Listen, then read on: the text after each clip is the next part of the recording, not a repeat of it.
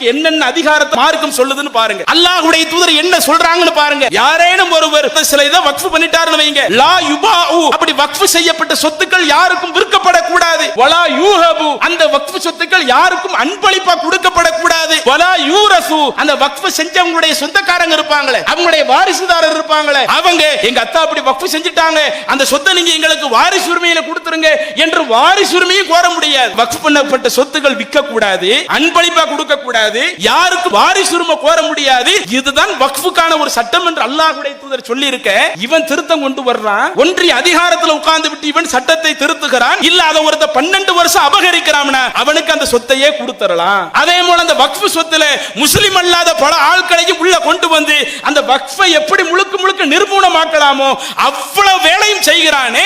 இந்த ஏகத்துவ பிரச்சாரத்துக்கு எதிராக களம் காணக்கூடியவர்கள் இன்னைக்கு உங்க கையில வச்சிருக்கிற அந்த வக்ஃப் சொத்தை அபகரிக்கிறதுக்கு இவ்வளவு முனைகிற பொழுது நீங்க இதுக்கு நீங்க முக்கியத்துவம் கொடுக்கிறது இல்ல. வக்ஃப் திருத்த மசோதா சட்டமாக இன்றைக்கு கொண்டு வந்து விட்டார்கள். அல்லாஹ்வுடைய தூதர் சொன்ன ஒரு பிரச்சாரத்தை செய்ய வந்தா இந்த ஏகத்துவ பிரச்சாரத்திற்கு எதிராக இவ்வளவு மூர்க்கத்தனத்தை வெளிப்படுத்துகிறீர்களே. இன்றைக்கு அந்த வக்ஃப் பிரச்சனை யாரு பிரச்சனை? வக்ஃப் பிரச்சனையில பாதிக்கப்படக்கூடிய தௌஹீத் ஜமாத் அல்ல. நீங்கள் கையில் வைத்திருக்கிறீர்களே பல சுன்னத் வல் ஜமாத் பள்ளி வாசல்கள் வக்ஃப் போர்டு கீழே இயங்கிக் கொண்டிருக்கிறது. அஸ்ஸலாமு அலைக்கும் வரஹ்மத்துல்லாஹி பரகாத்துஹு. அன்பிற்குரிய அல்லாஹ்வின் நல்லடியார்களே, இன்றைக்கு உலகத்தில் எங்கு நாளும் இஸ்லாத்தை ஏற்றுக்கொண்ட நபர்கள் நம்முடைய தூதர் நபிகள் நாயகம் ஸல்லல்லாஹு அலைஹி வஸல்லம் அவர்களின் மீது அதிகமாக நேசம் காட்டக்கூடியவர்களாகவும் பாசம் காட்டக்கூடியவர்களாகவும் இருப்பதை நாம் சர்வ சாதாரணமாக பார்க்க இயலும். இன்றைக்கு இஸ்லாமியர்களுக்குள் நீங்கள் எடுத்து பார்த்தால் நமக்கு மத்தியிலே ஏராளமான பிரிவுகள் இருக்கலாம், நமக்கு மத்தியிலே நிறைய கொள்கை கோட்பாடுகள் இருக்கலாம். நம்மிலே சிலர் ஒரு காரியத்தை கூடும் என்று பிரச்சாரம் செய்யலாம், அதே விஷயத்தை மற்றவர்கள் கூடாது என்று பிரச்சாரம் செய்யலாம். இப்படி நமக்கு மத்தியிலே எத்தனை 1008 கருத்து முரண்பாடுகள் இருந்தாலும் இதுல முஸ்லிம்களில் யாரை எடுத்துக்கொண்டாலும் நமக்கு தூதராக அனுப்பப்பட்ட நபிகள் நாயகம் ஸல்லல்லாஹு அலைஹி வஸல்லம் அவர்களை நாம் நேசிக்காமல் இருப்போமா? அவர்களை நாம் விரும்பாமல் இருப்போமா? இல்ல நான் ரசூலுல்லாஹி ஸல்லல்லாஹு அவங்களை நேசிக்க மாட்டேன், நான் அல்லாஹ்வின் தூதரை மதிக்க மாட்டேன் என்று நம்மிலே யாரும் சொல்வது கிடையாது. ஏன் நாம் அந்த மாதிரி இருக்கிறோம்? நமக்கு அனுப்பப்பட்ட தூதர் நபிகள் நாயகம் ஸல்லல்லாஹு அலைஹி வஸல்லம் அவர்கள் நமக்கு அப்படித்தான் சொல்லி இருக்கிறார்கள். லா யுமினு அஹதுக்கும் ஹத்தா அகூன அஹப்ப இலைஹி மின் வாலிதிஹி வ வலதிஹி வன்னாசி அஜ்மஈன். அல்லாஹ்வுடைய தூதர் குறிப்பிடுகிறார்கள், உங்களில் ஒருவர் இறை நம்பிக்கை கொண்டவராக இருக்க முடியாது. இன்னைக்கு நாமெல்லாம் ஈமான்தாரியாக இருக்கிறோமா இல்லையா? ஈமான் கொண்ட ஆணாக பெண்ணாக இருக்கிறோமா இல்லையா? அந்த ஈமான் கொண்ட ஆணிற்கும் பெண்ணிற்கும் அல்லாஹ்வுடைய தூதர் சொல்லுகிற அளவுகோல் என்ன? உங்களில் ஒருவர் எப்போது இறை நம்பிக்கை கொண்டவராக இருக்க முடியும்? உங்களை பெற்றெடுத்த தாய் தந்தையர்களை விட, உங்களுக்கு பிறந்த பிள்ளைகளை விட, வன்னாசி அஜ்மஈன் ஒட்டுமொத்த உலக மக்களையும் பெற இறை தூதராக இருக்கக்கூடிய என்னை நீங்கள் நேசிக்காதவரை, இறை தூதராக இருக்கக்கூடிய என்னை நீங்கள் விரும்பாதவரை உங்களில் ஒருவரிடத்தில் இறை நம்பிக்கை முழுமையாகாது, நீங்கள் பரிபூர்ண நம்பிக்கை கொண்டவராக இருக்க முடியாது என்று அல்லாஹ்வுடைய தூதர் சொல்லி சென்ற அந்த செய்தி இன்னும் அல்லாஹ் தன்னுடைய திருமறையில் குறிப்பிடுகிறானா இல்லையா? அந்நபியு அவுலா பில் முஃமினீன மின் அன்ஃபுஸிஹிம். உங்களுக்கு அனுப்பப்பட்ட தூதர் முஹம்மது நபி அவர்கள் இறைவனை நம்பிக்கை கொள்ளக்கூடிய நபர்களுக்கு அவர்களுடைய உயிரை விட மேலானவர்கள் என்று அல்லாஹ்வும் வழிகாட்டுகிறானா இல்லையா? அப்ப இந்த வழிகாட்டுதல்கள் எல்லாம் நம்முடைய உள்ளத்திலே பதிந்து நாம் இன்றைக்கு அல்லாஹ்வின் தூதரை எல்லா சந்தர்ப்பங்களிலேயும் நேசிக்கக்கூடியவராக இருக்கிறோம். ஆனால் அதுல நாம கவனிக்க வேண்டிய செய்தி, நாம எல்லாருமே அல்லாஹ்வின் தூதரை நேசிக்கின்றோமே, அந்த நேசம் எப்படி இருக்கிறது? வெறுமன அடுத்தவங்கள்ட்ட வாயளவில் சொல்லக்கூடிய ஒரு நேசமாக இருக்கிறதா, அல்லது நம்முடைய உள்ளம் சார்ந்து உள்ளத்தில இருந்து வெளிப்படக்கூடிய நேசமாக இருக்குதா என்று பிரித்து பார்க்கிற பொழுது இதுல நமக்கு மத்தியில ஏராளமான வேறுபாடுகள் இருக்கத்தான் செய்கிறது. இஸ்லாமிய மார்க்கம் நமக்கு அந்த இறை தூதருடைய நேசத்தை என்ன சொல்லல, நீங்கள் வெறுமன வாயளவில் சொல்லிக் கொண்டால் போதும், நான் அல்லாஹ்வை நான் நேசிக்கிறேன், நான் அல்லாஹ்வின் தூதரை நேசிக்கிறேன் என்று நீங்கள் வாயளவில் சொல்லிக் கொண்டால் போதும் என்று இஸ்லாம் சொல்லல. நீங்கள் அந்த இறை தூதரை நேசிப்பதாக இருந்தால் அந்த நேசத்தினுடைய அடையாளம் உங்களுடைய உளப்பூர்வமாக இருக்க வேண்டும். உளப்பூர்வமாக நேசிப்பதென்றால் அதனுடைய அர்த்தம் என்ன? இன்றைக்கு நாம் இந்த உலகத்தில் இருக்கிறப்ப சில நேரம் நம்மை பெற்றெடுத்த பெற்றோர்கள் சில விஷயங்களை நமக்கு சொல்லலாம். நம்முடைய குடும்பத்தில் உள்ளவர்கள் நமக்கு ஒரு கருத்தை சொல்லலாம். நாம் வசிக்கக்கூடிய பகுதியில் இருக்கக்கூடியவர்கள் நமக்கு சில செய்திகளை சொல்லலாம். இப்படி ஒவ்வொருவரும் ஒவ்வொரு கருத்தை சொல்லுகிற பொழுது அதற்கு மாற்றமான கருத்தை அல்லாஹ் சொல்லுகிறான்னு வைங்க. அதற்கு மாற்றமான கருத்தை அல்லாஹ்வுடைய தூதர் நமக்கு சொல்லி இருக்கிறாங்கன்னு வைங்க. அந்த சந்தர்ப்பத்தில் நாம என்ன முடிவெடுக்கணும்? என்னுடைய பெற்றோர்கள் எனக்கு முன்ன சொல்றாங்க, எங்க ஊர் மக்கள் எங்களுக்கு ஒரு கருத்தை சொல்றாங்க, ஆனால் இறைவன் சொல்லக்கூடிய சட்டம் இதுக்கு மாற்றமாக இருக்குது, இறை தூதர் சொல்லக்கூடிய சட்டம் இதுக்கு மாற்றமாக இருக்கிறது என்று சொன்னால் மற்ற எல்லா நபர்களுடைய அந்த கருத்துகளுக்கு நாம் முக்கியத்துவம் கொடுக்காமல் முழுக்க முழுக்க அல்லாஹ்விற்கும் அல்லாஹ்வுடைய தூதர் சொன்ன கருத்திற்கும் நாம் முக்கியத்துவம் கொடுப்பதுதான் ஒரு உண்மையான இறைநேசத்தினுடைய ஒரு அடையாளமாக இருக்கும். அதனால தான் அல்லாஹ்வுடைய தூதர் சொன்னார்கள். சஹீஹ் முஸ்லிம் என்கிற ஹதீஸ் கிரந்தத்தில் பதிவு செய்யப்பட்ட ஒரு செய்தி என்ன சொல்றாங்க? சலாசுன், மூன்று தன்மைகள் இருக்கிறது. மன் குன்ன ஃபீஹி, அந்த மூன்று தன்மைகளை யார் முறையாக கடைபிடிக்கின்றாரோ வஜத ஹலாவத்தல் ஈமான், அவர்தான் ஈமானுடைய சுவையவே சுவைக்க முடியும். நாம் இந்த உலகத்துல ஈமான்ல கரெக்டா இருக்கிறதுன்னு வைங்க, அதற்கு அல்லாஹ்வுடைய தூதர் என்ன சொல்றாங்க? மூணு விஷயத்துல நீ கரெக்டா இருந்துக்க, அதுல எந்த விதமான சமரசம் நீ செய்து விடாதே, யாருக்காகவும் அந்த மூன்று விஷயத்துல நீ விட்டு கொடுத்து விடாதே. அந்த மூன்றிலே எவன் சரியாக நடக்கின்றானோ வஜத ஹலாவத்தல் ஈமான், அவன் தான் ஈமானுடைய சுவையை சுவைக்கிறான் என்று சொல்லிவிட்டு முதலாவதாக அல்லாஹ்வுடைய தூதர் சொல்லுகிறார்கள், ஐ யகூனல்லாஹு வ ரசூலுஹு அஹப்ப இலைஹி மிம்மா சிவாஹுமா, ஒருவன் அல்லாஹ்வையும் அல்லாஹ்வின் தூதரையும் இந்த உலகத்தில் இருக்கக்கூடிய அனைவரையும் விட மிகவும் நேசத்திற்குரியவராக எடுக்க வேண்டும். அல்லாஹ்வை நேசத்திற்குரியவராக எடுப்பதென்றால் என்ன பொருள்? அல்லாஹ்வின் தூதரை நான் ரொம்ப நேசிக்கிறேன் என்று சொல்வதென்றால் என்ன பொருள்? இந்த உலகத்தில் இருக்கக்கூடிய அத்துணை நபர்களும் அல்லாஹ் சொன்ன சட்டத்திற்கு மாற்றமாக ஒன்றை சொல்லுகிறார்களா? அல்லாஹ்வுடைய தூதர் சொன்ன செய்திக்கு மாத்தமா சொல்றாங்களா? அப்ப அது போன்ற சந்தர்ப்பத்தில் நான் இதுல அடுத்தவங்களுடைய பேச்சை கேட்க மாட்டேன், அல்லாஹ் சொல்லக்கூடிய கருத்துக்கு முக்கியத்துவம் கொடுப்பேன், அல்லாஹ்வுடைய தூதர் சொன்ன கருத்துக்கு முக்கியத்துவம் கொடுப்பேன் என்று யார் முடிவெடுக்கிறாரோ அவர்தான் உளமாற அல்லாஹ்வையும் நேசிக்கிறார், அல்லாஹ்வின் தூதரையும் நேசிக்கிறார். அதுல இரண்டாவது சொன்னார்கள், வா யுஹிப்பல் மர்அ லா யுஹிப்புஹு இல்லா லில்லாஹ், இந்த உலகத்திலேயும் நீங்கள் அடுத்தவர்களோடு நேசம் பாராட்டுவதாக இருந்தால் அல்லாஹ்விற்காக அந்த நேசத்தை நீங்கள் பாராட்டுங்கள். அல்லாஹ் அனுமதிச்ச நல்ல விஷயத்துல அடுத்தவங்களோடு நேசம் பாராட்டுங்க. அல்லாஹ் அனுமதிக்காத ஒரு விஷயம் இருக்குதுன்னு வைங்க, அதுல நீங்க நேசம் பாராட்ட வேண்டிய தேவையில்லை. அல்லாஹ் தடுத்த ஒரு விஷயம் நடக்குதுன்னு வைங்க, அதுல நீங்க பங்களிப்பு செலுத்த வேண்டிய தேவையில்லை. நீங்கள் இந்த உலகத்தில் அடுத்தவர்களோடு பழகுவதாக இருந்தாலும் அதுவும் அல்லாஹ்விற்காக இருக்குதா, உங்கள்ட்ட ஈமான் கரெக்டா இருக்குது. மூன்றாவது சொன்னார்கள், ஒரு நபரை நெருப்பில் தூக்கி போட்டார், அது அவர் எந்த அவருக்கு கடுமையாக வெறுப்பாரோ அதுபோல நீங்கள் தவறான கொள்கையிலிருந்து திருந்தி வந்த பிறகு, இஸ்லாம் நம்மளிடத்துல வர்றதுக்கு முன்னாடி எவ்வளவோ தப்பு செஞ்சிருப்போம், எவ்வளவோ பாவமான காரியத்தில் விழுந்து கிடத்திருப்போம். இப்படி பாவத்தில் விழுந்து கிடந்த நமக்கு அல்லாஹ் இந்த இஸ்லாமிய மார்க்கத்தை கொடுத்த பிறகு, அதற்கடுத்து நாம் சரியான கொள்கைக்கு வந்த பிறகு மீண்டும் நீங்கள் பழைய தவறான கொள்கையை நோக்கி திரும்பி போயிடக்கூடாது. தப்புன்னு ஒரு விஷயத்துல விலகி வந்த பிறகு மீண்டும் அந்த தப்பை நீக்கி போவதை, நெருப்பில் தூக்கி போடப்படுவதை உங்களில் ஒருவர் வெறுப்பதை போல வெறுத்தால்தான் உங்கள்கிட்ட இறை நம்பிக்கை பரிபூர்ணமாக இருக்கிறது என்று அல்லாஹ்வுடைய தூதர் சொன்னார்களே. அப்ப இதிலேயும் அல்லாஹ்வுடைய தூதர் நமக்கு சொல்லக்கூடிய செய்தி, நாம் அல்லாஹ்வின் தூதரை நேசிப்பதென்றால் அந்த உளமாற நேசம் எப்படி இருக்க வேண்டும்? எனக்கு அல்லாஹ் ஒன்று சொல்லிவிட்டால் அதை நான் கேட்டு விடுவேன், அல்லாஹ்வுடைய தூதர் எனக்கு ஒன்று சொல்லிட்டாங்களா நான் அதை அப்படியே கேட்டுருவேன், அதை என்னுடைய வாழ்க்கையில நடைமுறைப்படுத்துவேன். அதற்கு எதிராக எவ்வளவு சிரமங்களை நான் இந்த உலகத்தில் சந்தித்தாலும், எவ்வளவு நெருக்கடிகளை நான் இந்த உலகத்தில் சந்திச்சாலும், நான் அல்லாஹ்வும் அல்லாஹ்வுடைய தூதரும் சொன்ன அடிப்படையில் தான் என்னுடைய வாழ்க்கையை அமைத்துக் கொள்வேன் என்று யார் வருகிறானோ அவன்தான் உளமாற இறை தூதரை நேசிக்கிறான். இன்னைக்கு இந்த நேசம் நம்மள்ட்ட இருக்குதா? இன்னைக்கு நம்மளுடைய நேசம் எல்லாம் எப்படி இருக்கு தெரியுமா?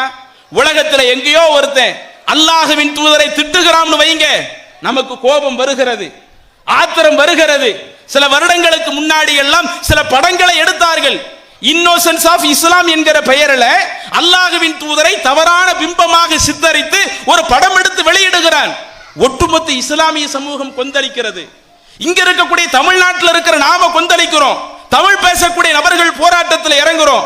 உருது பேசக்கூடிய மக்கள் போராட்டத்தில் இறங்குறாங்க. அது எப்படி நீ இறை தூதரை படம் எடுப்பாய்?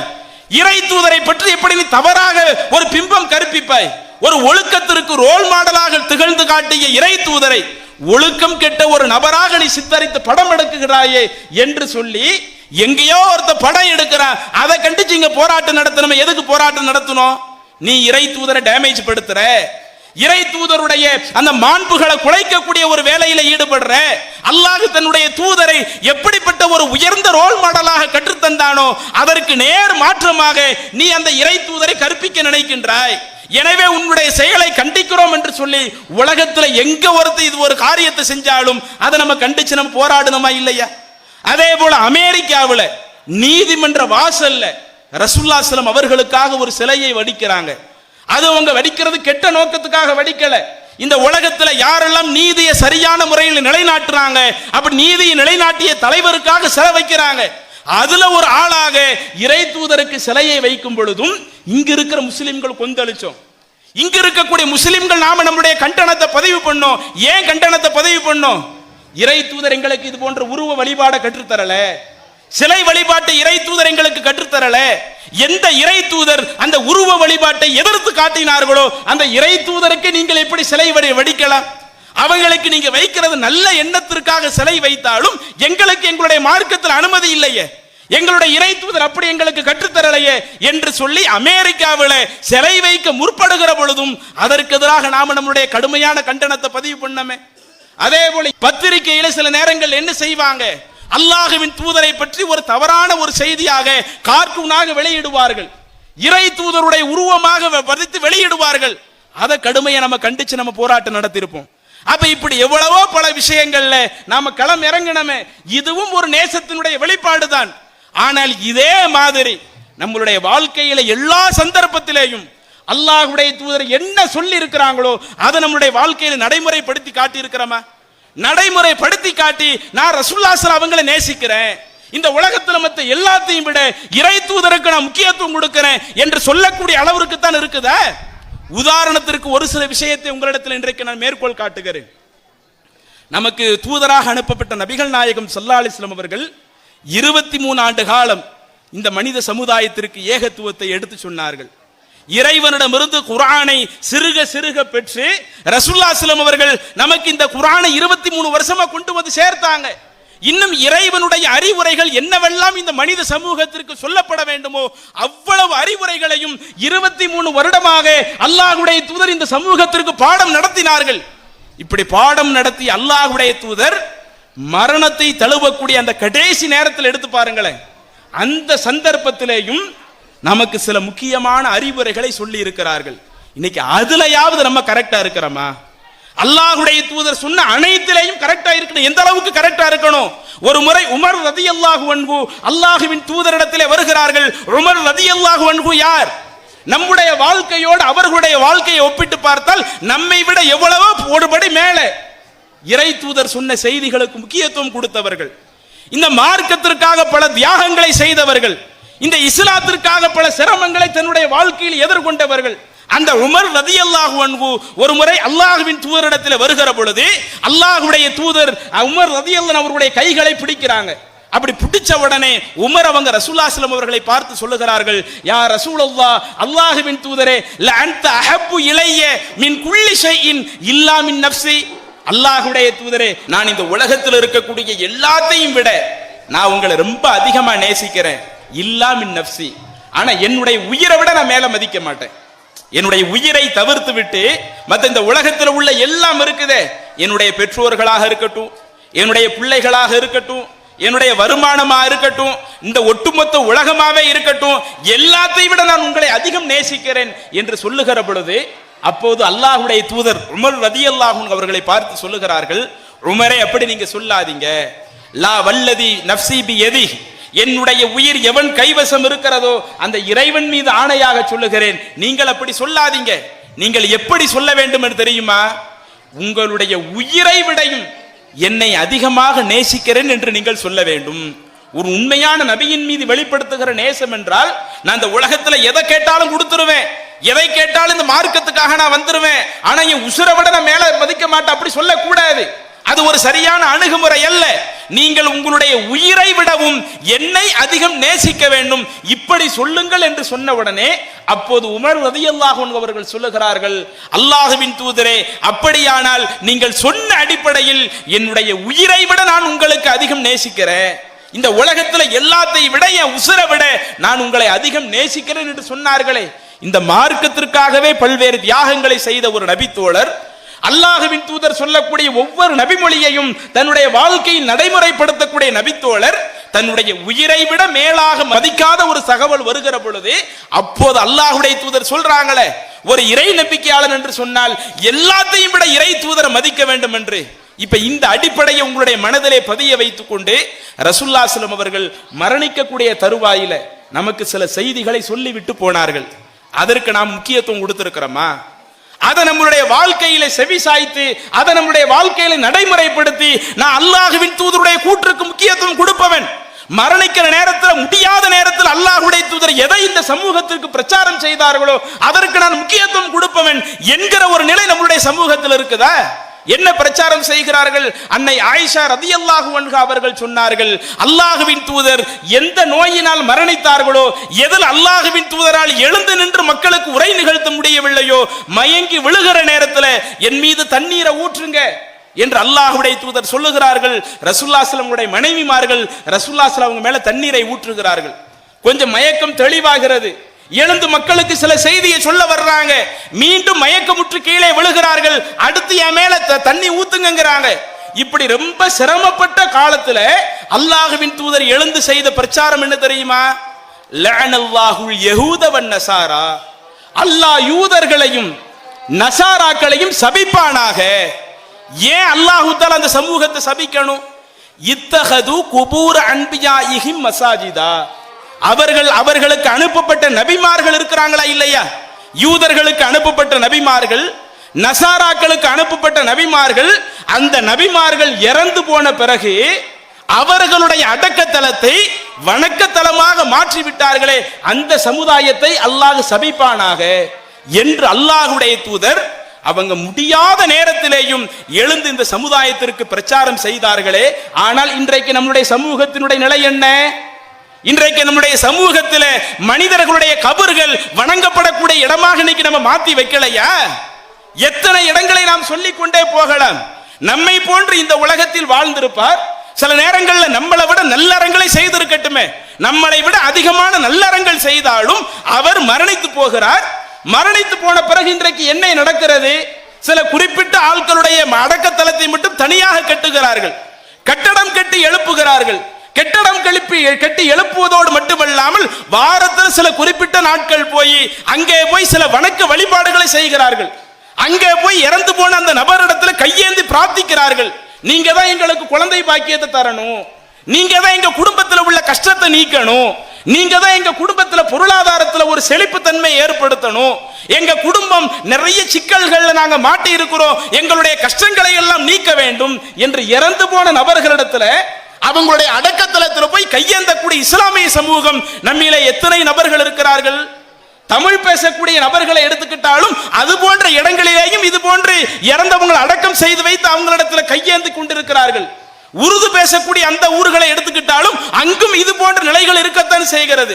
அப்ப நம்மை போல ஒருவர் இறந்திருக்கிறார், அவருடைய அடக்கத்தலத்தில் போய் கையேந்துகிறோமே, இது எப்படி நமக்கு மார்க்கம் அனுமதித்திருக்கும்? அதைத்தான் அல்லாஹ்வுடைய தூதர் கடைசியில சொன்னாங்க. இந்த உலகத்தை விட்டு பிரிந்து செல்வதற்கு ஒரு 3 நாட்களுக்கு முன்பாக தன்னால் பிரச்சாரம் செய்ய முடியாத அந்த கட்டத்திலேயும் இந்த இஸ்லாமிய சமூகத்திற்கு அதைத்தானே எச்சரித்தார்கள். லஅனல்லாஹுல் யஹூத வன் நஸாரா, அல்லாஹ் யூதர்களை சபிப்பானாக, நஸாராக்களை சபிப்பானாக. நபிமார்களுடைய அடக்கத்தலத்தை எப்படி அவங்க வணக்கத்தலம் ஆக்கலாம்?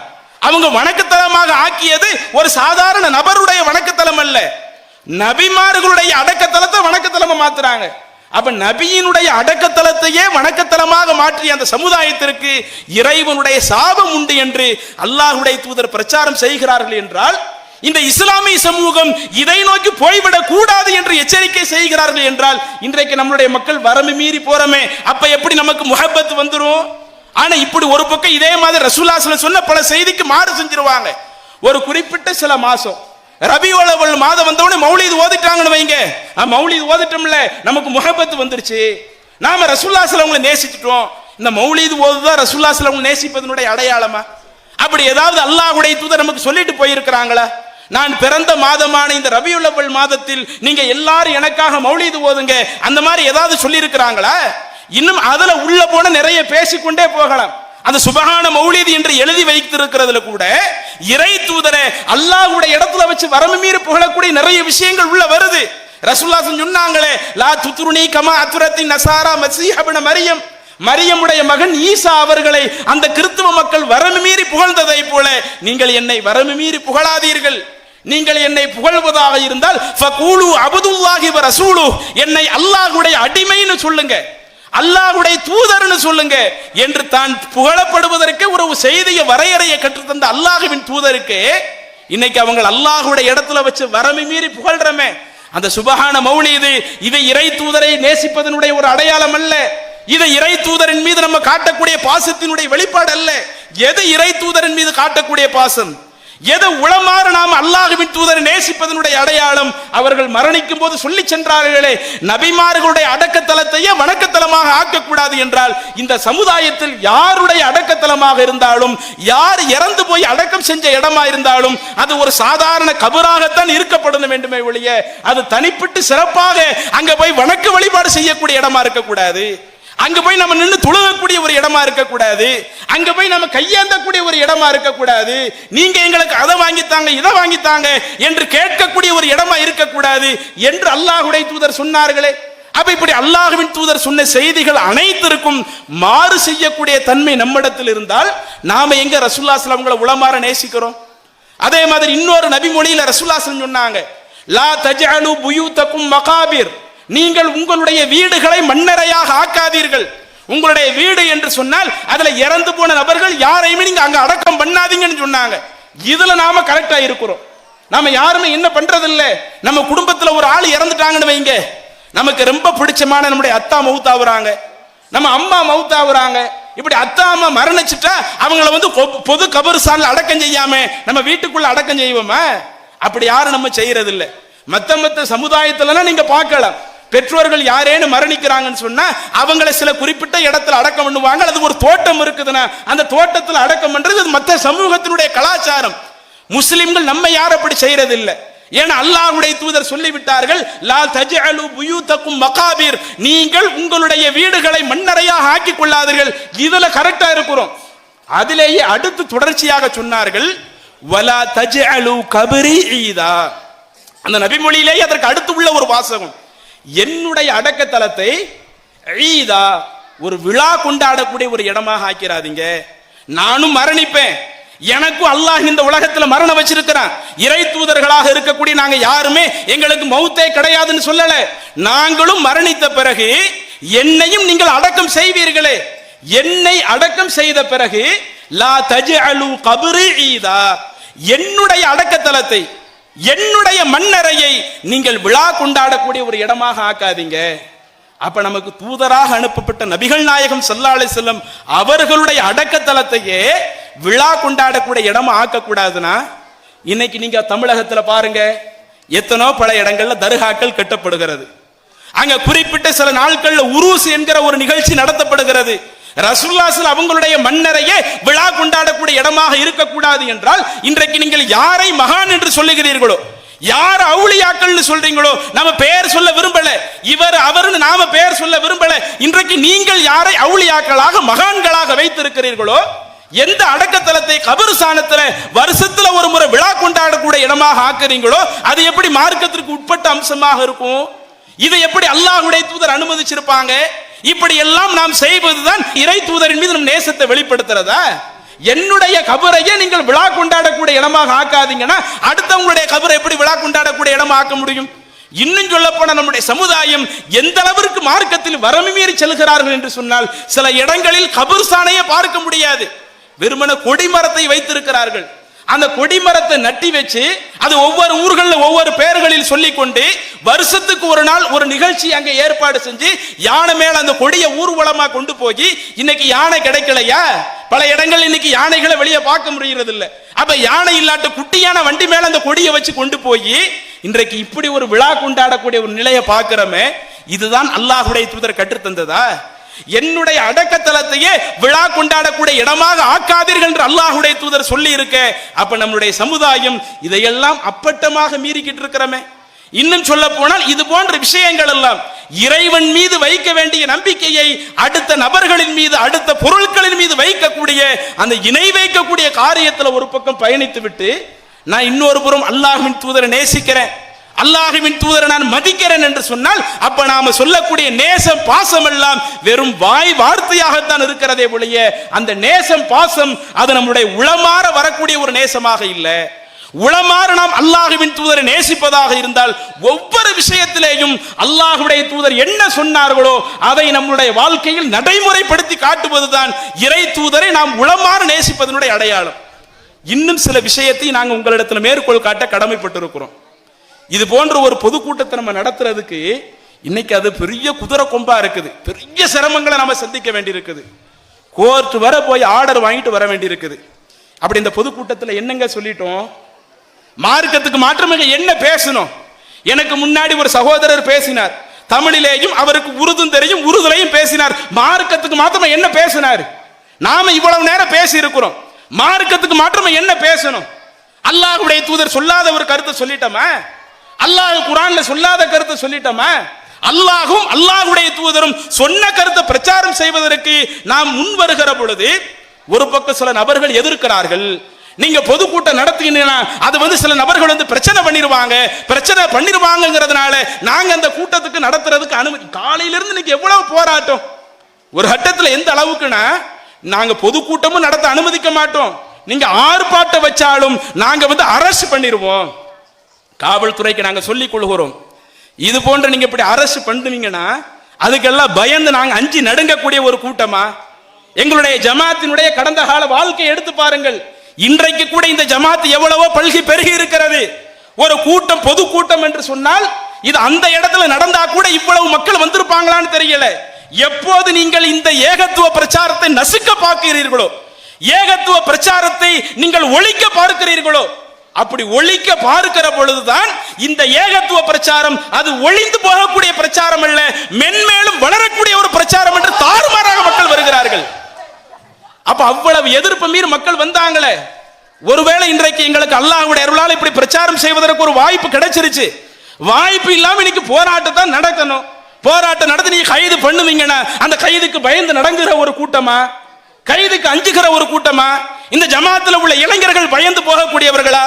அதே போல இந்த ஜமாத்துல இருக்கிற பெண்கள் இன்னைக்கு மற்றவர்கள் எல்லாம் போராட்டம் ஆர்ப்பாட்டம் என்று வந்தால் வெறுமனே யாரைத்தான் கூப்பிடுவாங்க? ஆண்களைத்தான் கூப்பிடுவார்கள். பெண்கள் ஆர்ப்பாட்ட களத்தில் பார்க்க முடியாது, பெண்களை போராட்ட களத்தில் பார்க்க முடியாது. கடந்த கால இந்த ஜமாத்தினுடைய வரலாற்றை எடுத்து பாருங்கள். எவ்வளவோ பல போராட்டங்கள் மார்க்கத்திற்காக நடத்தி இருக்கிறோம், உலக விஷயத்திற்காக போராட்டம் நடத்தி இருக்கிறோம். சிறை செல்லக்கூடிய போராட்டம் என்று தனியாக அறிவிச்சிருக்கிறோம். இப்படி சிறை செல்லக்கூடிய போராட்டம் என்று அறிவித்தாலும் ஐயோ நம்மளை ஜெயில உள்ள வச்சிருவாங்களே, சாயந்தர வர உள்ள வச்சிருவாங்களே என்று அதற்காக அஞ்சி நடக்கக்கூடிய தாய்மார்கள் பெண்கள் இந்த ஜமாத்துல கிடையாது. எல்லாத்தையுமே நாங்கள் கடந்த காலத்தில் பார்த்து விட்டு தான் வந்திருக்கிறோம். அப்ப இது காவல்துறைக்கு ஒரு செய்தியை நம்ம தகவலை பதிய வச்சுக்கிடுறோம். நாங்கள் ஒன்றும் இது போன்ற உருட்டல்களுக்கு மிரட்டல்களுக்கு அஞ்சி நடுங்கி செல்லக்கூடிய ஒரு சமூகம் கிடையாது. நாங்க எதுக்கு பயப்படணும்? நாங்க எதுக்கு அஞ்சு நடுங்கி போகணும்? அல்லது நீங்க என்ன செய்யலாம்? நீங்க பொதுக்கூட்டம் பேசுங்க, நீங்க ஏதாவது மார்க்கத்துக்கு மாத்தமா அல்லது நீங்க நாட்டு சட்டத்துக்கு மாத்தமா பேசினா உங்க மேல வழக்கு போடும். அப்படி செய்யுங்க. ஏதோ 4 பேர் வந்து கத்துறான், 5 பேர் வந்து கத்துறான், எங்களால பாதுகாப்பு கொடுக்க முடியவில்லை என்று சொன்னால் இதே போன்ற ஒரு நிலை அடுத்தவர்கள்ட்ட நீங்க செய்ய முடியுமா? இன்றைக்கு நாத்திக கொள்கையை பிரச்சாரம் செய்யக்கூடியவர்கள் கடவுள் நம்பிக்கைக்கு எதிராக பிரச்சாரம் பண்றாங்க. அவங்க கடவுள் நம்பிக்கைக்கு எதிராக பிரச்சாரம் பண்றாங்கிறதுனால கடவுளை நம்பக்கூடிய சில நபர்கள் வந்து அதுல பிரச்சாரம் பண்ணிடுவாங்க. அதனால நீங்க பிரச்சாரம் பண்ணக்கூடாது, நீங்க கூட்டம் நடத்தக்கூடாது என்று சொல்லுவீர்களா? அப்ப இதுதான் இந்த நாட்டில் பேச்சுரிமையை இன்றைக்கு நசுக்கப்படக்கூடிய ஒரு தன்மை. மத்த இடங்களில் எல்லாம் ஆரம்பத்தில் இருந்துச்சு, இன்றைக்கு அங்கெல்லாம் மீண்டு வந்து விட்டது. ஆனால் இன்றும் இங்கு இது போன்ற பிரச்சனைகள் இருக்கிறது. இது நம்ம காவல்துறைக்கு அன்பாக சொல்லிக் கொள்கிறோம். நாங்கள் ஒருபோதும் எந்த ஒரு நெருக்கடிக்கும் அஞ்சக்கூடிய ஆட்கள் அல்ல. இந்த மார்க்கத்திற்காக, இந்த மார்க்க கருத்தை மக்களுக்கு நிலைநாட்ட வேண்டும் என்பதற்காக எத்தகைய சிரமங்களை வந்தாலும் அவ்வளவு சிரமங்களையும் அல்லாஹ்விற்காக நாங்கள் தாங்க தயார். இது ஒரு முறை சொல்லிக்கிறோம். இன்னொரு இதுல முக்கியமா சொல்ல வேண்டியது, இப்படி நாங்க பிரச்சாரம் பண்ணும் பொழுது எதிர்க்கிறதுக்கு அங்கங்க சில மக்கள் ஓடி வருவாங்கல்ல, அவங்கள பார்த்தே கேட்கிறோம். இப்ப நம்ம நாட்டில் என்ன நிலை? இப்படி பிரச்சாரம் பண்றதுக்கு இப்படி நீங்க பிரச்சாரம் பண்ணா நாங்க எதிர்க்க வருவோம்னு நீங்க வர்றீங்கள. இன்னைக்கு நம்ம நாட்டில் என்ன நிலை? 2-3 நாட்களுக்கு முன்னாடி நாடாளுமன்றத்தில் வக்ஃப் திருத்த மசோதாவை தாக்கல் செய்கிறார்கள். நாடாளுமன்றத்தில் மக்களவை, மாநிலங்களவை 2 அவைகளிலேயும் தங்களுடைய மிருக பலத்தை பயன்படுத்தி அவங்க சட்டத்தை கொண்டு வந்தாங்க. நம்மளுடைய இந்தியாவினுடைய குடியரசுத் தலைவர் திரௌபதி மர்மு அவர்கள் என்ன செய்து விட்டார்கள்? அந்த சட்டத்திற்கும் அந்த மசோதாவிற்கும் ஒப்புதல் அளித்து வக்ஃப் திருத்த மசோதா சட்டமாக இன்றைக்கு கொண்டு வந்து விட்டார்கள். எப்பா ஒரு பிரச்சாரம் பண்ண வந்தா, அல்லாஹ்வுடைய தூதர் சொன்ன ஒரு பிரச்சாரத்தை செய்ய வந்தா, நாக்கு மேல பல்ல போட்டுக்கிட்டு எங்க ஊர்ல வந்து பிரச்சாரம் பண்ணிருவியா, எங்க பகுதியில் வந்து பிரச்சாரம் பண்ணிருவியா, நீ உன்னுடைய கொள்கையை தைரியமா எடுத்து சொல்லிருவியா? இந்த ஏகத்துவ பிரச்சாரத்திற்கு எதிராக இவ்வளவு மூர்க்கத்தனத்தை வெளிப்படுத்துகிறீர்களே. இன்றைக்கு அந்த வக்ஃப் பிரச்சனை யாரு பிரச்சனை? வக்ஃப் பிரச்சனையில பாதிக்கப்படக்கூடிய தௌஹீத் ஜமாத் அல்ல, டிஎன்டிஜே என்கிற எங்களுடைய அமைப்பு வக்ஃப் பிரச்சனையில பாதிக்கப்பட போறதில்லை. ஏனென்றால் எங்களுடைய ஜமாத் சார்பாக இருக்கக்கூடிய மர்கஸ்கள் எதுவும் வக்ஃப் ப்ராப்பர்ட்டிகள் நாங்கள் சேர்க்கவில்லை. ஆனால் நீங்கள் கையில் வைத்திருக்கிறீர்களே பல சுன்னத் வல் ஜமாத் பள்ளி வாசல்கள் வக்ஃப் போர்டு கீழே இயங்கி கொண்டிருக்கிறது. நம்ம ஊர்ல இந்த திருப்பத்தூர் ஊரிலேயே பெரிய பள்ளிவாசல் அது வக்ஃப் போர்டுக்குள்ள ஒரு பள்ளிவாசலாக இருக்கிறது. இன்றைக்கு அந்த வக்ஃப் போர்டுல உள்ள மூக்க நுழைக்கிறான். வக்ஃப் போர்டுக்குள்ள மூக்கை நுழைக்குகிற பொழுது ஏகத்துவ பிரச்சாரத்தை எதிர்ப்பதற்கு எவ்வளவு மூர்க்கத்தனத்தை நீங்கள் காட்டுகிறீர்களோ, இந்த வக்ஃப் பிரச்சனைக்கு எதிராக அந்த மூர்க்கத்தனத்தை வெளிப்படுத்துறீர்களா? கண்டனத்தையாவது பதிவு செய்கிறீர்களா? நீங்க சமீபமா வரக்கூடிய அந்த நிகழ்ச்சிகளை எல்லாம் பாருங்களேன். ஒன்னு அரசியல்வாதிகள் போராட்டம் நடத்துறான். இந்த வக்ஃப் போர்டு இந்த பிரச்சனைக்கு எதிராக வக்ஃப் திருத்த மசோதா கொண்டு வந்திருக்குங்கிறதுனால நாங்களும் இந்த இஸ்லாமிய சமூகத்திற்காக உள்ளவர்கள் தான், நாங்களும் இந்த இஸ்லாமிய சமூகத்திற்காக பாதுகாக்க வந்தவர்கள் தான் என்று இப்போ இன்றைக்கு போராட்டம் நடத்துகிறார்கள். ஆனால் வக்ஃப் போர்டு கையில் வைத்திருக்க கூட பள்ளிவாசல்கள் இன்றைக்கும் அப்படியே மையத்தான நிலையிலேயே இருக்கிறாங்களே. இந்த சட்டம் கொண்டு வரப்பட்டால் அதுல எவ்வளவு பாதிப்பு இருக்கிறது? அதுல உள்ள கொண்டு வருகிற சட்டம் எல்லாம் எப்படி இருக்கிறது? ஒருவன் அநியாயமாக வக்ஃப் சொத்தை ஒரு 12 வருடங்களுக்கு மேலாக ஆக்கிரமிப்பு செய்திருந்தார். அப்படி ஆக்கிரமிப்பு செய்தவன் அந்த இடத்தையே சொந்தம் கொண்டாடலாம் என்று ஒரு சட்டத்தை உள்ளே திருத்துகிறான். அதே போல வக்ஃப் போர்டுல ஒரு இடம் சம்பந்தமான ஒரு பிரச்சனை வருதுன்னு சொன்ன அதை வக்ஃப் போர்டு இன்னும் அதை முடிவெடுக்க முடியாது. அதை முடிவெடுக்கக்கூடிய அதிகாரம் அரசாங்கத்துக்கு தான் இருக்கிறது, அந்த மாவட்டத்தினுடைய கலெக்டருக்கு தான் இருக்கிறது என்று முழு அதிகாரத்தையும் கலெக்டருக்கு வழங்குகிறான். அந்த வக்ஃப் ப்ராப்பர்ட்டியில் அதிகமான ப்ராப்பர்ட்டி மத்திய அரசாங்கத்தாலும் இன்றைக்கு கைப்பற்றப்பட்ட ப்ராப்பர்ட்டிகள் நிறைய இருக்கிறது. பல மாநிலங்கள்ல மாநில அரசாங்கமும் வக்ஃப் போர்டுக்குள்ள சொத்தை தன்னுடைய கையகப்படுத்தி வைத்திருக்கிற இடங்கள் நிறைய இருக்குது. அப்ப இப்படி பல இடங்களை அரசாங்கமே கையகப்படுத்தி வைத்திருக்கும் பொழுது இந்த இடம் யாருக்கு சொந்தம் என்கின்ற முடிவு சொல்லக்கூடிய அதிகாரத்தை இது அந்த மாவட்டத்தினுடைய கலெக்டருக்கு கொடுத்தால் ஒரு மாவட்ட கலெக்டர் என்ன செய்வார்? சென்ட்ரல் கவர்மெண்ட்டுக்கு எதிராக ஒரு சட்டத்தை அவர் போட்டுருவாரா? இல்ல சென்ட்ரல் கவர்மெண்ட் இந்த இடத்தை எடுத்த தப்புன்னு சொல்லிருமா? ஒரு கலெக்டர் சொல்லி விடுவாரா? அல்லது ஒரு மாநிலத்தினுடைய அந்த நிர்வாகம் இந்த இடத்தை அபகரித்த தப்பு இது வக்ஃப் போர்டுக்குள்ளது என்று ஒரு கலெக்டர் தீர்ப்பு வழங்குவாரா? அப்ப இந்த அளவுக்கு அப்பட்டமாக இன்றைக்கு சில விஷயத்துல இறங்குறான். நமக்கு ஏகத்துவ பிரச்சாரத்திற்கு எதிராக எவ்வளவோ களம் காணக்கூடிய ஆட்கள் இவங்களை வளர்ந்துட விட்டுறக்கூடாது, இவங்களை நம்ம ஊர்ல பேச விட்டுறக்கூடாது என்று செய்யக்கூடியவர்கள் உங்களுடைய பல இடங்கள் இன்றைக்கு அபகரிக்கப்பட இருக்குது. இன்றைக்கு நம்முடைய முன்னோர்கள் எதற்காக வக்ஃப் செய்தார்கள்? இன்னும் அவன் கொண்டு வந்திருக்கிற அந்த வக்ஃப் திருத்த சட்டம் கூட எங்களுடைய ஜமா சார்பாக ஆரம்பத்திலேயே கண்டித்து விட்டோம். ஆரம்பத்தில் இந்த பில்லை கொண்டு வருவோம் சொன்னானே, வக்ஃப் திருத்த சட்டம் என்று சொல்லி 44 திருத்த சட்டத்தை கொண்டு வந்தானே, அப்போதே ஒவ்வொரு மாவட்டங்களிலேயும் எங்களுடைய ஜமா சார்பாக ஆர்ப்பாட்டத்தை நடத்தினோம். இப்ப நாடாளுமன்றத்தில் நடைமுறைப்படுத்துறதுக்கு முன்னாடியே சென்னையில் ஆர்ப்பாட்டத்தை நடத்தினோம். அந்த சட்டத்தை நாடாளுமன்றத்தில் நடைமுறைப்படுத்திய பிறகு மதுரையில் ஆர்ப்பாட்டத்தை நடத்தி இருக்கிறோம். அதே போல இப்ப சென்னையில அங்க இருக்கக்கூடிய அந்த மாவட்டங்கள் அனைத்தும் சேர்ந்து ஒரு பெரிய அளவில் ஆர்ப்பாட்டத்தை நடத்த இருக்கிறோம். அப்ப எங்களுடைய அமைப்பினுடைய சொத்து எதுவும் இதனால பாதிக்கப்படல. இருந்தாலும் நாங்கள் போராடுவதற்கு என்ன காரணம்? நாங்க இந்த ஆர்ப்பாட்டத்தை கையில எடுக்கிறதுக்கு என்ன காரணம்? இந்த வக்ஃப் திருத்த மசோதா இது வெறுமன முஸ்லிம்களுடைய சொத்தை மாத்திரம் பறிக்க வரல, இஸ்லாத்தினுடைய சட்டத்தையே மாத்த துடிக்கிறான். அரசாங்கத்தில் உட்கார்ந்துகிட்டு, ஒன்றிய அதிகாரத்தில் உட்கார்ந்துகிட்டு நாங்கள் எல்லாம் எதை வேண்டுமானாலும் சாதித்து விடுவோம் என்று சொல்லி இஸ்லாத்தின் சட்டத்தை மாத்த நினைக்கிறான். இஸ்லாத்துல வக்ஃபை பற்றி என்ன சொல்லுகிறது? நம்முடைய உயிரினும் மேலாக மதிக்கக்கூடிய அல்லாஹ்வுடைய தூதர் அந்த வக்ஃப் விஷயமாக நமக்கு என்ன சொல்லுகிறார்கள்?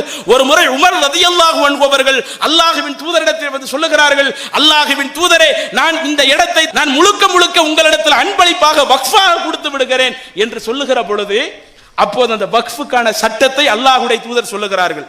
ஒருவர் தன்னுடைய இடத்தை வக்ஃப் செய்து விட்டால் லா யுபாஉ, அப்படி வக்ஃப் செய்யப்பட்ட அந்த சொத்து யாருக்கும் விற்பனை செய்யக்கூடாது. வக்ஃபுக்கு என்னென்ன அதிகாரத்தை மார்க்கம் சொல்லுதுன்னு பாருங்க. அல்லாஹ்வுடைய தூதர் என்ன சொல்றாங்கன்னு பாருங்க. யாரேனும் ஒருவர் ஒரு பொருளாதாரத்தை சில இதை வக்ஃப் பண்ணிட்டாருன்னு வைங்க, அல்லது ப்ராப்பர்ட்டி சில இடங்களை வக்ஃப் பண்ணிட்டாங்கன்னு வைங்க, லா யுபாஉ, அப்படி வக்ஃப் செய்யப்பட்ட சொத்துக்கள் யாருக்கும் விற்கப்படக்கூடாது. வலா யூஹபு, அந்த வக்ஃப் சொத்துக்கள் யாருக்கும் அன்பளிப்பா கொடுக்கப்படக்கூடாது. வலா யூரசு, அந்த வக்ஃப் செஞ்சவங்களுடைய சொந்தக்காரங்க இருப்பாங்களே, அவங்களுடைய வாரிசுதாரர் இருப்பாங்களே, அவங்க எங்க அத்தா அப்படி வக்ஃப் செஞ்சுட்டாங்க, அந்த சொத்தை நீங்க எங்களுக்கு வாரிசு உரிமையில கொடுத்துருங்க என்று வாரிசு உரிமையும் கோர முடியாது. ஒரு ஆள் ஒரு இதை வக்ஃப் பண்ணிட்டாங்கன்னு வைங்க, அப்படி வக்ஃப் பண்ணப்பட்ட சொத்துக்கள் விற்க கூடாது, அன்பளிப்பா கொடுக்க கூடாது, யாருக்கும் அதுல வந்து வாரிசு உரிமை கோர முடியாது.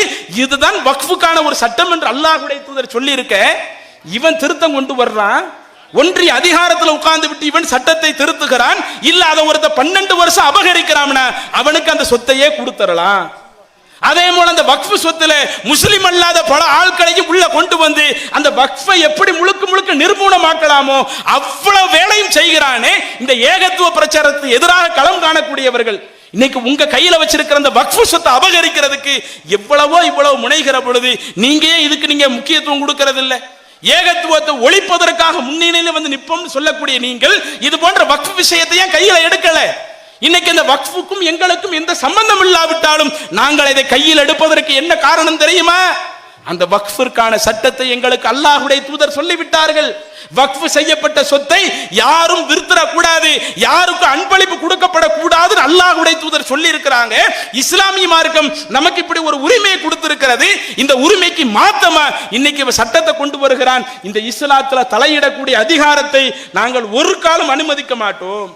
இந்த வக்ஃப் நீ கொண்டு வரக்கூடிய வக்ஃப் திருத்த மசோதாவை நாங்கள் ஒருபோதும் ஏற்றுக்கொள்ள மாட்டோம். கடந்த காலத்தில் எவ்வளவு பல சட்டத்தை போட்டாங்க. வேளாண் திருத்த சட்டம் என்று சில சட்டங்களை போட்டார்கள்.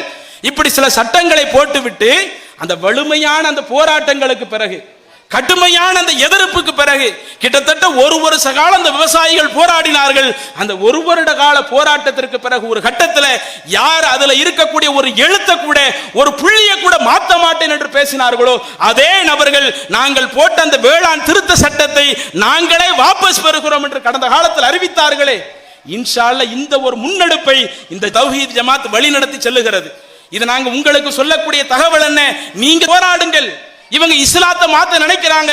ஒரு இஸ்லாமிய சட்டத்தை சொல்ல வரக்கூடிய எங்களுக்கு எதிராக எவ்வளவு மூர்க்கத்தனம் காட்டுகிறீர்களோ, இஸ்லாத்தையே குழி தோண்டி புதைக்க நினைக்கிறான், இஸ்லாத்திற்குள்ள மூக்க நுழைக்க நினைக்கிறான்.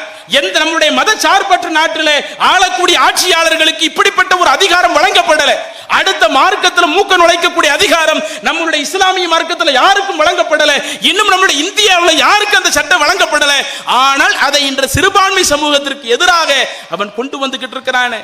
அப்ப இதையெல்லாம் நீங்கள் இந்த போராட்டங்களை எல்லாம் இந்த ஜமாத் முன்னெடுக்கிறதுக்கு என்ன காரணம்? அல்லாஹ்வுடைய தூதர் அதை நமக்கு சொல்லி இருக்கிறாங்க. அப்ப இப்படி நம்முடைய வாழ்க்கையில எதுவாக இருந்தாலும் அல்லாஹ்வுடைய தூதர் என்ன சொன்னார்களோ அதை நீங்கள் உங்களுடைய வாழ்க்கையில நடைமுறைக்கு கொண்டு வாங்க. இப்படி நடைமுறைக்கு கொண்டு வருவதுதான் அதை நாம் உளமாற நேசிப்பதனுடைய ஒரு அடையாளம். அல்லாஹ்வின் தூதரும் அதைத்தான் விரும்புகிறார்கள். லா யுமினு அஹதுக்கும் ஹத்தா அகூன அஹப்ப இலைஹி மின் வாலிதிஹி வ வலதிஹி வன்னாசி அஜ்மஈன். ஒருவன் தன்னை பெற்றெடுத்த பெற்றோர்களை விட, தனக்கு பிறந்த பிள்ளைகளை விட, ஒட்டுமொத்த உலக மக்களை விட இறை தூதராகிய என்னை அதிகம் நேசிக்காதவரை, விரும்பாதவரை, அது உண்மையிலேயே இறை நம்பிக்கை கொண்டவராக அவன் ஆக மாட்டான் என்று அல்லாஹ்வுடைய தூதர் சொன்னார்களே. இந்த நபிமொழியை மீண்டும் நினைவூட்டி நாம் அல்லாஹ்வின் தூதரை நேசிப்பதை வெறுமன வாயளவில் சொல்லக்கூடிய ஒரு நேசமாக அல்லாமல், அல்லது சில குறிப்பிட்ட நாட்களில் குறிப்பிட்ட நேரங்களில் வெளிப்படுத்தக்கூடிய ஒரு நேசமாக அல்லாமல், நம்முடைய உயிர் உள்ளவரை ஒவ்வொரு நாளும் அல்லாஹ்வின் தூதரை உளமாறு நேசிக்கக்கூடிய அந்த மக்களாக அல்லாஹ் நம் அனைவரையும் ஆக்கி அருள்வானாக என கூறி நிறைவு செய்கிறேன். வாஹிரு தஅவானா அனில் ஹம்துலில்லாஹி ரப்பில் ஆலமீன். அஸ்ஸலாமு அலைக்கும் வரஹ்மத்துல்லாஹி வபரகாத்துஹு. அல்லாஹு அக்பர், அல்லாஹு அக்பர்.